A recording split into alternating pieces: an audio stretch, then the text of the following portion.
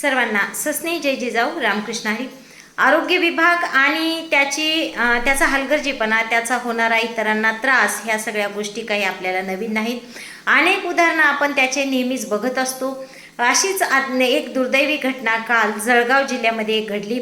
चोपडा तालुक्यातील बोरमळी या गावची एक महिला, जिला प्रसूती कळा सुरू झाल्या, तिच्या घरच्यांनी अनेक कॉल केल्यानंतर सुद्धा त्या ठिकाणी ॲम्ब्युलन्स आलीच नाही. कुठलंही वाहन उपलब्ध न झाल्यामुळे तिच्या नवऱ्याने तिला टू व्हीलरवर बसवलं आणि तो गाडीवर तिला घेऊन जात असताना भर रस्त्यात त्या महिलेची डिलिव्हरी झाली.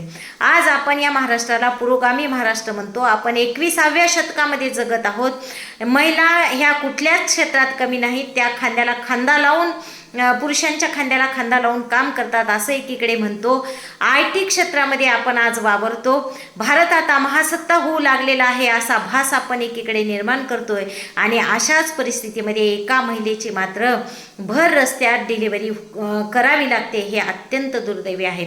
ज्या देशामध्ये पिझ्झा 30 मिनिटात तुमच्या घरी पोहोचतो, त्या देशामध्ये ॲम्ब्युलन्स मात्र लोकांना कधीच वेळेवर मिळत नाही. हे अत्यंत म्हणजे दुर्दैवी तर आहेच, पण हे सत्य आहे.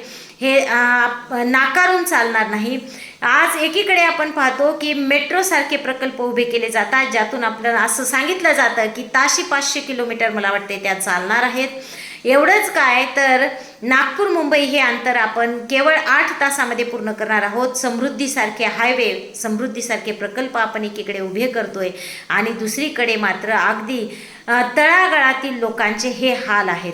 तळागाळांच्या लोकांपर्यंत हा विकास पोहोचलेलाच नाही. जो विकास तुम्ही करताय तो विकास वांझोटा विकास आहे असंच आपल्याला म्हणता येईल. अशा घटना बऱ्याच वेळा होतात, पण त्या जास्तीत जास्त 2 दिवस चर्चिल्या जातात आणि त्या पुन्हा कुठेतरी मागे पडतात. त्या ज्या घटना आहेत त्यांचा पुन्हा कुठेही उल्लेख होत नाही. कारण जे सत्तेत बसलेले आहेत त्यांना फक्त आता स्वतःचा विकास करायचा आहे.